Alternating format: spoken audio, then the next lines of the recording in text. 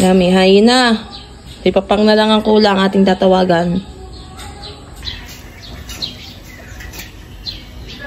Papa, kakain na! Woo!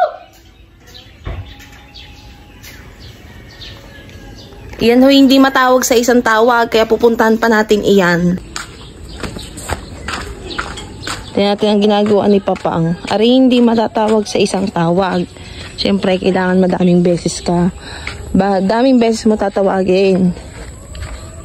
Kasi pag yan nalipasan ng gutom ay magliligalig iyan. Oo, magliligalig iyan. Sabihin hindi daw pinapakain. Kaya ating pupuntahan. Baka yung inando doon sa labak, sa dulo doon. Kaya hindi maparinig sa isang tawag. Kaya kailangan pinupuntahan. Yan, itong aming likuran. Pala. Kakain na! Nakarinig. Wala pa siya.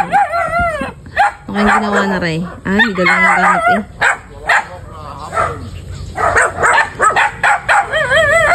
Kakain na! Kakain na?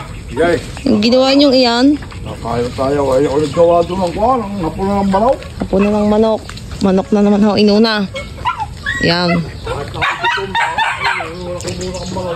Yan ho, nakatunog. Minsan ay doon siya naggagawa. Doon sa labak na yung kaya hindi maparinig. Buti na may naparinig. Yan. Sundo ko na si Papang. Kaya let's go.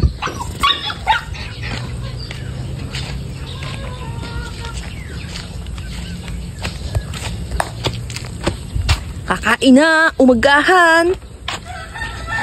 Di ba? Kasunod agad yan. Hapon na ng manok. Kahit walang nakahapon. Siya. Wala mong manok na hapon. Punan ng manok kahit walang nakahapon. Pag hindi ginawa, masisira lang masisira. Mas magandang pakainin nyo muna ba para hindi magligalig, ha? Papakainin para hindi magligalig. Let's go.